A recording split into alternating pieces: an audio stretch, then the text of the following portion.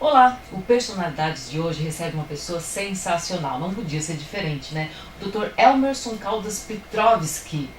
E eu converso agora com ele, que tem muita coisa para nos contar, tanto da sua vida profissional quanto da sua vida pessoal.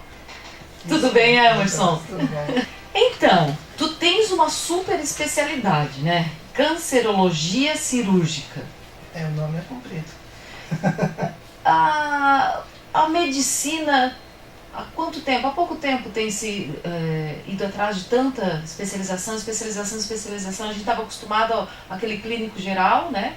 Que atendia a família, que fazia de tudo. Exato. E hoje a gente tem assim, um especialista, do especialista do especialista. Até que ponto isso realmente é bom?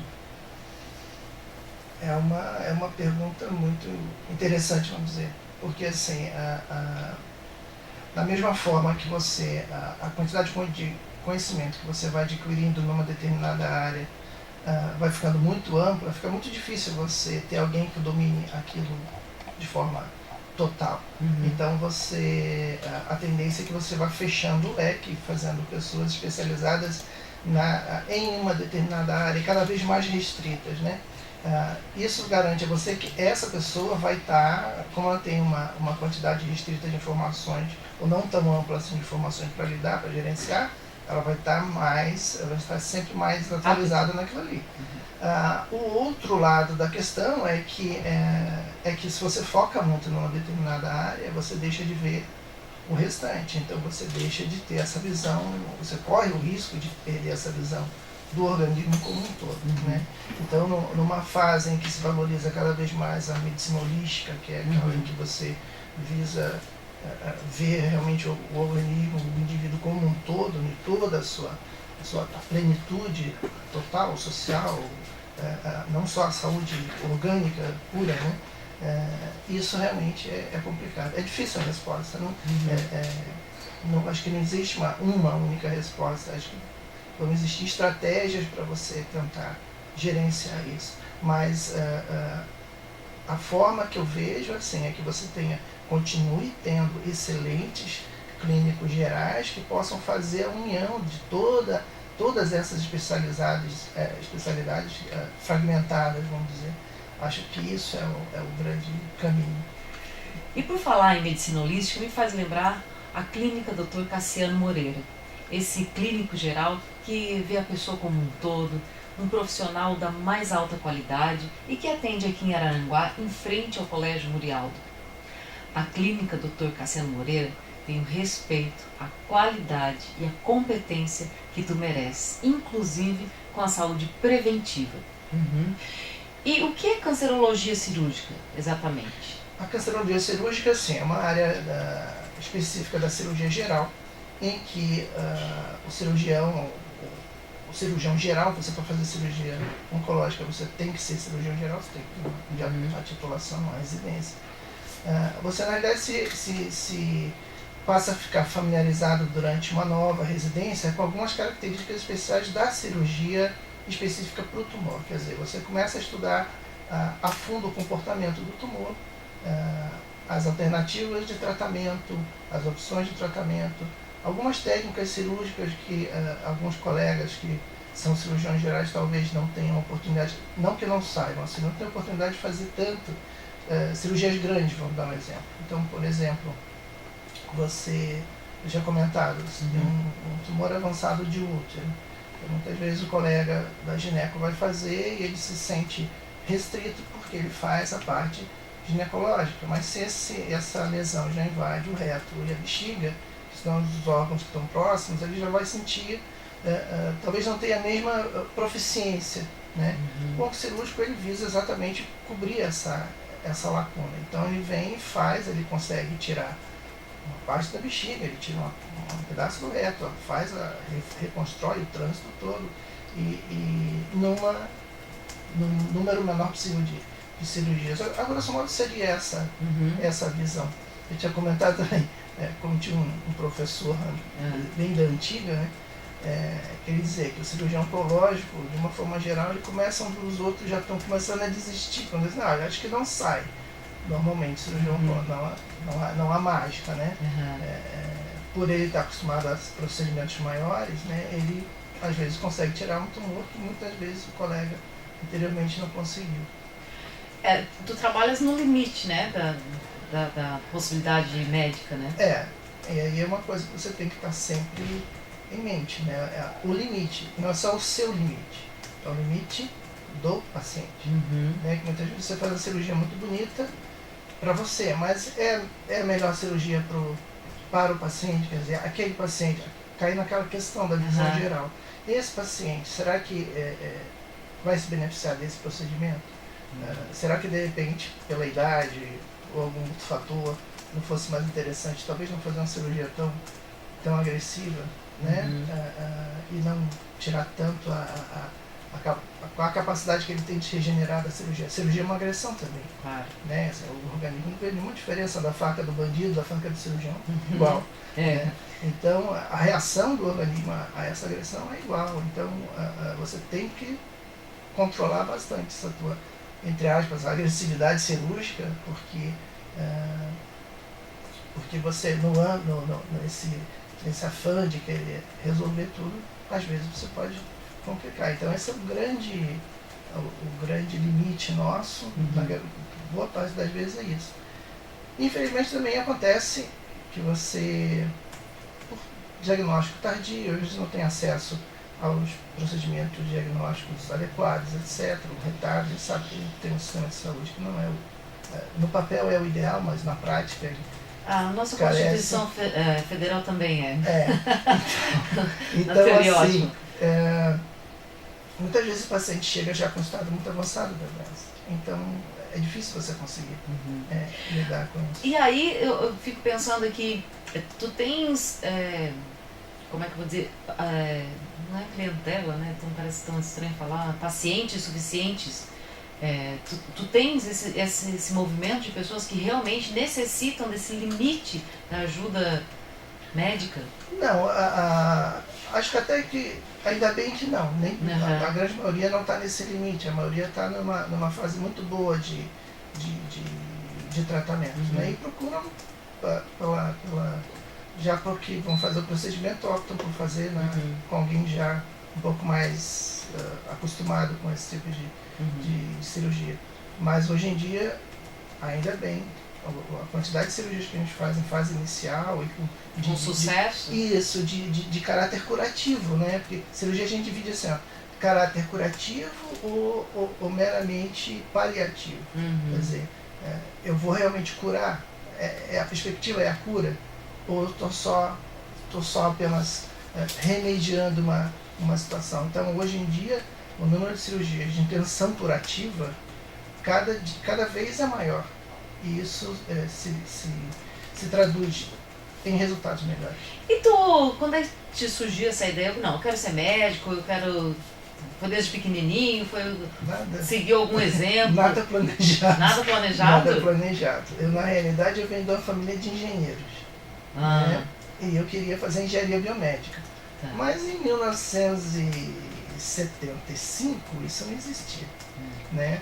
Eu fui visitar o COP, que é a Coordenadoria de Pós-Graduação em Engenharia da Universidade Federal do Rio de Janeiro, que eu sou do Rio de Janeiro. E tive acesso lá, conversei com os mestres e tal. Aí ele falou, olha, se você quer fazer bioengenharia, é melhor você começar a fazer. Você faz medicina, sai lá pelo 3º ano, abandona o curso, mas você já vai ter uma formação de anatomia, de fisiologia, entender o funcionamento dos sistemas e tudo mais. Quando for entrar no ciclo profissional, não vai te adiantar. Então você larga, vem, faz a engenharia e você vai ser um engenheiro embasado, bem embasado em termos de medicina. Aí tá, então vamos começar por medicina. Aí passei para federal e meu segundo grau é todo técnico, né? Eu fiz técnico, mecânica. Todo preparado para tratamentos térmicos de materiais, ensaios não destrutivos, destrutivos, metalografia, de tudo isso. Aí resolvi então começar com medicina. No primeiro ano já me apaixonei terrivelmente por anatomia e não larguei. Aí resolvi ser cirurgião. Aí fiz cirurgia geral. Aí quando terminei cirurgia geral, eu falei, não, eu vou fazer cirurgia plástica, que eu quero ficar rico. Colega da plástica. E aí fui fazer prova de residência no INCA, no Instituto Nacional do Câncer. E no INCA, o pessoal que faz no INCA tem assim visando mais a questão de reconstrução, né? Reconstrução cirúrgica. O pessoal faz as cirurgias grandes, às vezes mutiladoras, então o pessoal da plástica faz a reconstrução. Então a residência lá é mais voltada para essa parte de reconstrução. Mas eu queria ficar rico, então tinha que ser a coisa da estética, né? Claro. E quando eu vi aquilo ali na hora, eu falei, não, então eu vou fazer o seguinte, eu vou botar aqui, já que eu estou aqui para fazer inscrição, eu vou fazer inscrição para oncologia cirúrgica. Porque diz que quem faz onco cirúrgica aqui é um bom complemento, fica com uma visão bem melhor de cirurgia e tal. Aí fui para a prova com a tranquilidade da falta do compromisso. Sim. E calhou que passei super bem na residência então da oncologia cirúrgica. E a cirurgia plástica eu passei, mas só começava em março. Era calendário escolar. Então tinha alguém conduzindo a sua vida. E a residência do INCA começava em janeiro. Aí eu pedi dispensa da Federal, porque eu fiz a residência de cirurgia geral também na Federal do Rio. Eu tive esse prazer de conseguir ficar dentro da mesma escola. E como era de federal para federal, era um serviço que conheciam, as chefias conheciam, fui liberado. Um mês antes de terminar a residência de cirurgia geral, eu fui liberado para começar no INCA. E aí comecei no INCA. Quando a plástica me chamou, eu já estava 3 meses já na mastologia, já tinha operado um monte de mamas, completamente apaixonado. Aí deixei a plástica e fiz onco cirúrgica. Que interessante, né? As coisas que vieram sem tu... Muito bacana. Até hoje eu me emociono um pouquinho quando eu falo. Bem emocionado, inclusive. Mas por que essa emoção? Não sei. É uma coisa assim que... Desculpa. Imagina. Mudou bastante, assim, porque as consequências são sempre muito grandes que você tem. Mas, assim, às vezes é muito difícil, às vezes, a cirurgia cirúrgica. Eu tenho dificuldade de lidar com paciente sofrendo terminal morte. Como eu falei, comentando contigo antes, né? Às vezes a falta de recursos para você fazer. Então, assim, é uma coisa que talvez dentro daquela... Eu queria ficar rico, né? Então, aquilo assim, nesse aspecto não foi tudo aquilo.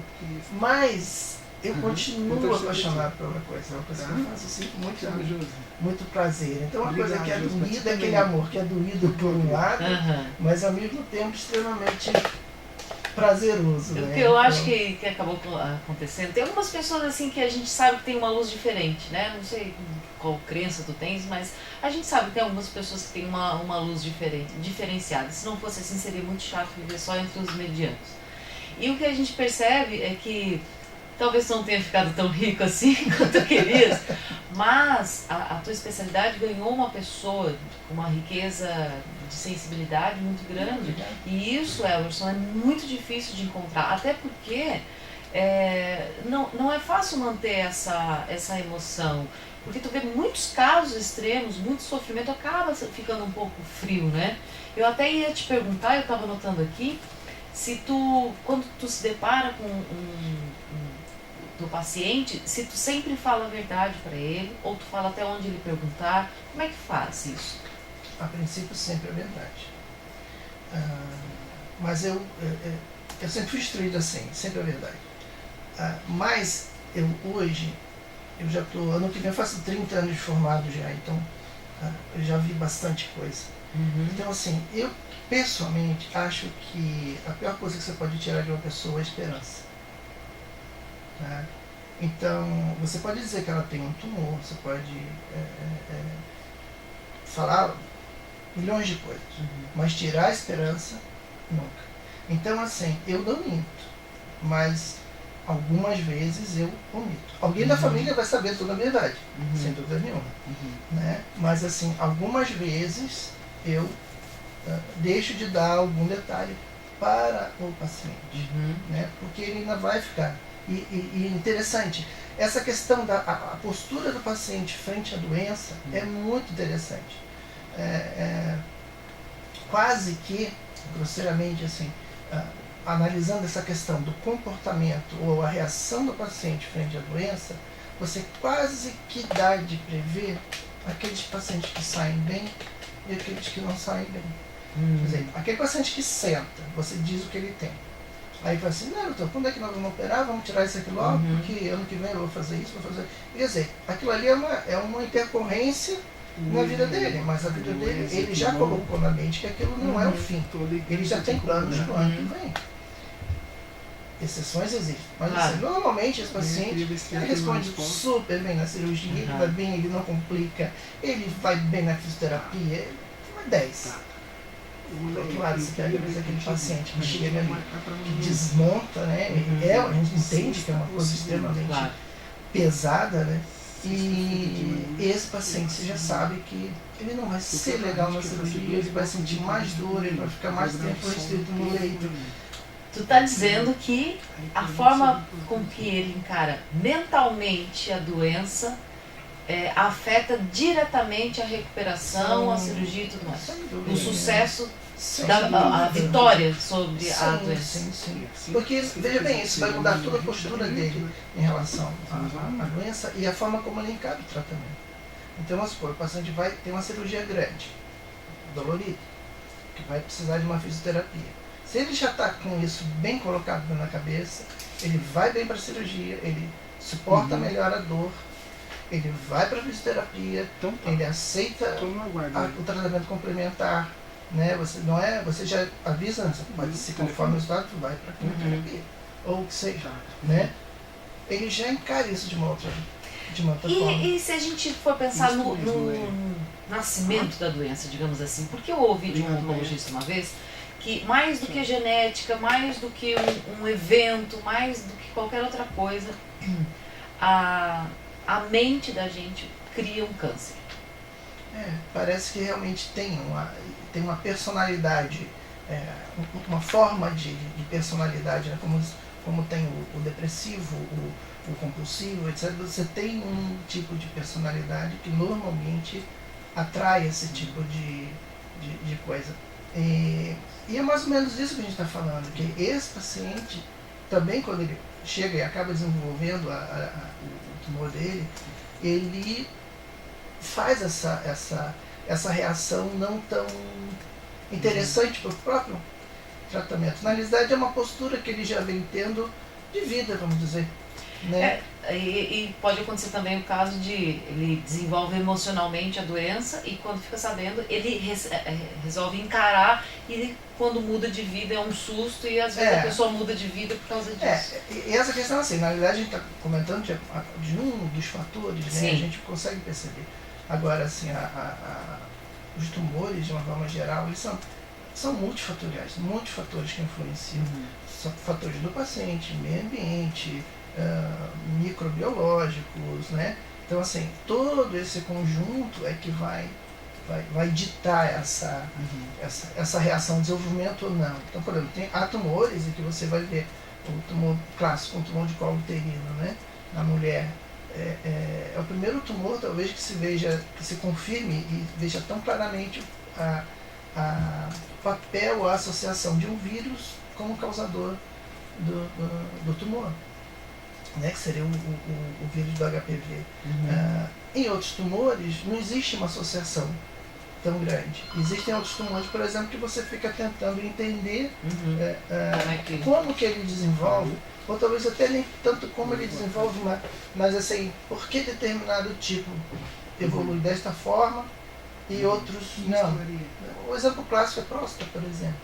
Então, se você pegar ali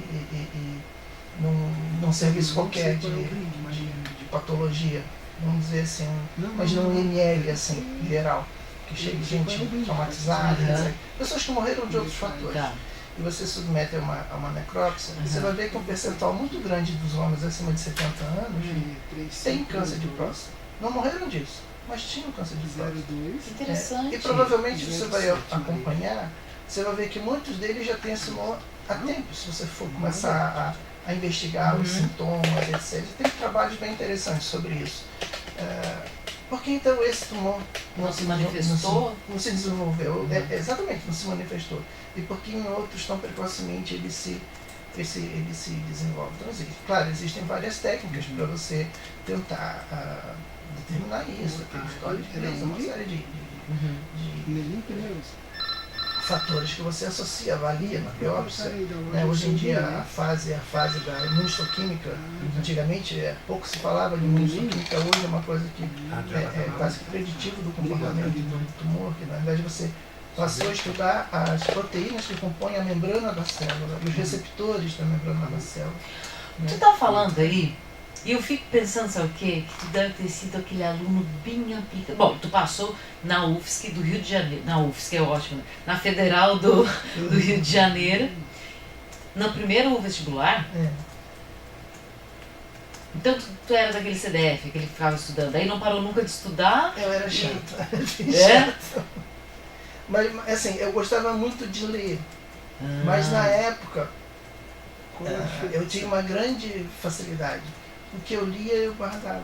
Ai, que ciúme. Eu era bem chato, assim. Eu lia alguma coisa, memória fotográfica. Eu podia dizer, ó, tá no livro, eu não sabia a página, mas é depois da figura tal, tá do lado esquerdo tá uma figura assim, do lado direito em cima tá uma figura assim, tá escrito logo embaixo. E tu gosta de estudar? Porque tu não parou de estudar nunca, né? Tu tá sempre se aprimorando, sempre sabendo. Tô sempre lendo, sempre vendo. Agora, e não só assim, eu gosto de um monte de coisa, não é só de medicina, eu sempre estou arranjando uma outra coisa para ler, para estudar, e se eu leio eu gosto de... Por quê? Mas por quê? Por quê? Né?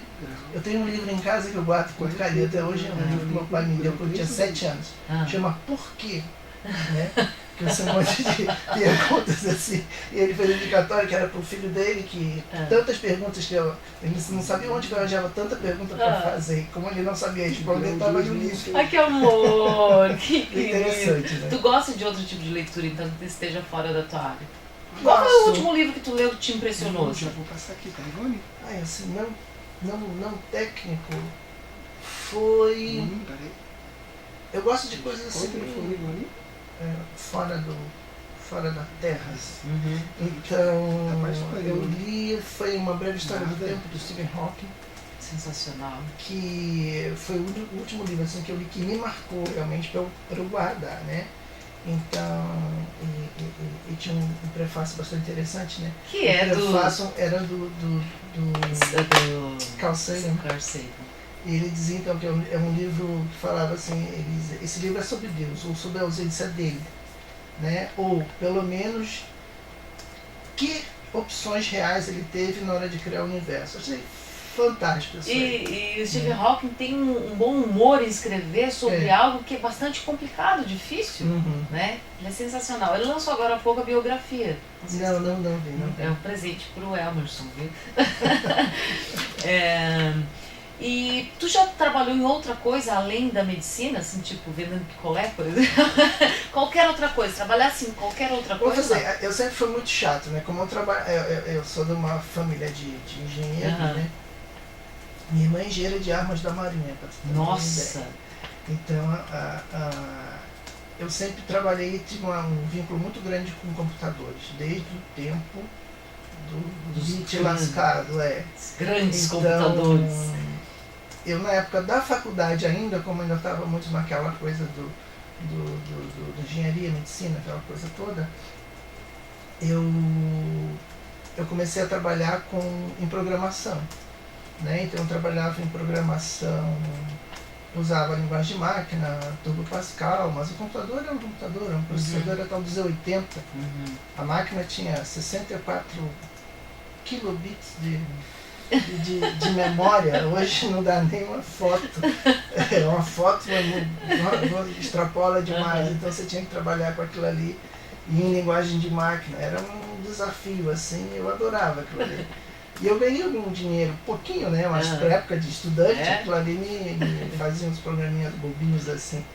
Então, eu até hoje sou fissurado em computador. Como é que ele tem tanto tempo para fazer tantas coisas diferentes? A gente vai saber depois no segundo bloco. Eu estou entrevistando o Dr. Emerson Caldas Petrovski e eu volto já depois do comercial.